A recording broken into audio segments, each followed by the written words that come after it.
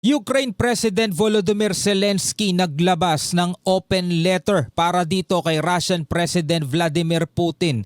No, at iniimbitahan niya daw mga katol si Putin sa isang pagpupulong para wakasan na itong 4 na taong digmaan sa pagitan ng Ukraine at ng Russia. Para malaman natin ang buong detalye, panoorin natin itong balita mula rito sa Net25 News and Information. Samahan ninyo ako mga tol.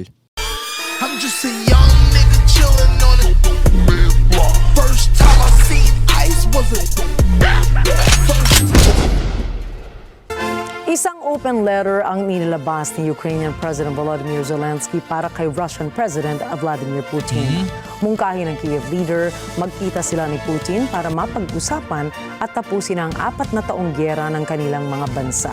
So si Vladimir o Volodymyr Zelensky na mga tol ang nag-initiate at nag-iimbita dito kay Russian President Vladimir Putin para magkita na sila para sa isang pagpupulong and once and for all matapos na itong napakahaba at napakatagal na nitong gera sa pagitan nitong Ukraine at ng Russia. Nagsimula to mga tol, kung di ako nagkakamali, correct me if I'm wrong na lang. Ito'y nagsimula noong 2022.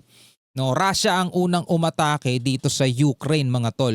Bagamat maliit lang ang Ukraine kumpara mo rito sa Russia, pero nagawa nilang masustain ang gera o malabanan itong Russia sa loob ng ganito kahabang panahon, 4 na taon. Well, nandun din naman kasi ang tulong ng ibang mga bansa. Like for example, Amerika at saka NATO, nandun din naman yon mga tol, no? Pero eto na, si Zelensky na mismo ngayon ang nag-iimbita kay Putin na tapusin na itong gera na to na sobrang tagal na. Ano kaya ang nilalaman ng open letter na yon? Lisa Anselmo para sa balita. Sa kaniyang sulat, sinabi ni Ukrainian President Volodymyr Zelensky na pagod na ang karamihan sa Russians sa Ukrainian missile at drone attacks. Kala ko ang sasabihin ni Zelensky, pagod na ang karamihan ng Ukrainian, kaya please lang tapusin na natin to. Yung pala ang sinasabi rito ni Zelensky, pagod na ang karamihan ng mga Russian sa mga missile at drone attacks.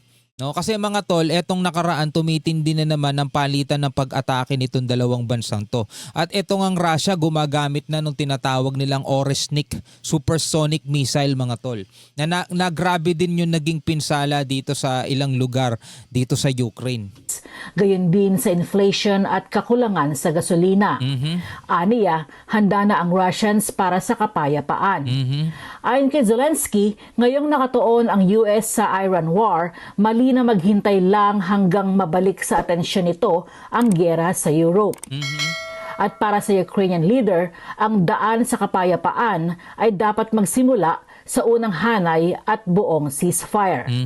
Nagbungkay si Zelensky na magtatakda ng malinaw na petsa para sa pagpupulong.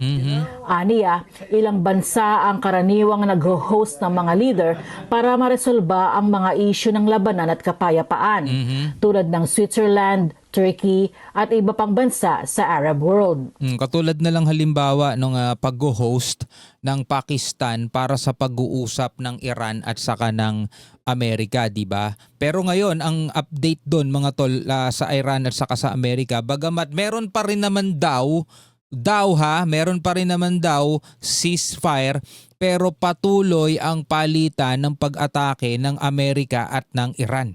Ceasefire yun mga tol. Diyan ka lang makakakita ng ceasefire pero nagbabakbakan. So balik tayo rito sa balita. Sa Moscow, sinabi ng Kremlin na nakita nila ang sulat ni Zelensky at ipararating ito kay Putin. So hindi pa nakikita ni Putin.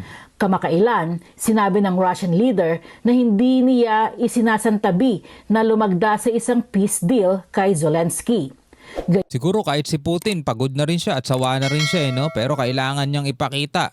Ang laki-laki ng Russia, di ba? Napakalaki ng Russia, tapos biglang susuko sila sa Ukraine. Kumbaga, alam niyo mga tol, ito'y labanan na lang din ng ego eh. No? Sa totoo lang Isinasantabi na lumagda sa isang peace deal kay Zelensky. Gayunman, sinabi niyang hindi kailangan ng ceasefire para magsagawa ng peace talks. Ayon kay Putin, maaaring tapusin ng mga proposal ni US President Donald Trump ang labanan sa Ukraine pero kailangan ng kompromiso mula sa Kyiv. Sinabi naman ni Trump na kailangang magsalubong sa gitna ang dalawang kampo. They're going to both make compromises. I suggested those compromises, and we've had a lot to do with it. We'd love to see their two very good people. They're two very, incredible countries. Lisa Anselmo na Pero ngayon hindi pwede maging si Trump eh. Kumbaga parang hindi siya pwede maging negotiator dito o kaya hindi siya pwede maging mediator mga tol kasi siya mismo meron siyang kinasasakutan na digmaan o gera. At ngayon nga 'di ba napabalita din na pinipigil o binabawasan, gustong bawasan ng US Representative, House of Representatives etong war power ni Trump no kontra dito sa Iran. No? Alam nyo mga tol, no?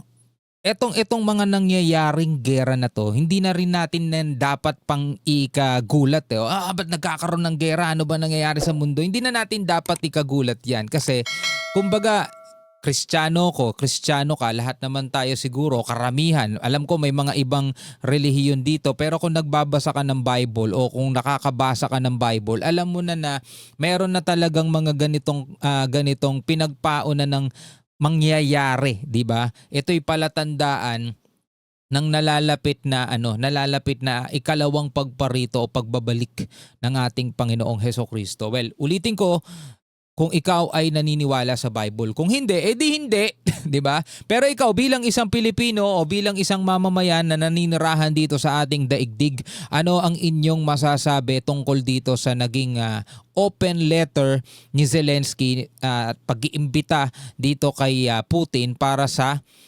pagpupulong para mawakasan na nga itong 4 na taon ng gera ng Ukraine at ng Russia? Pwede ka magbigay ng komento sa ibaba.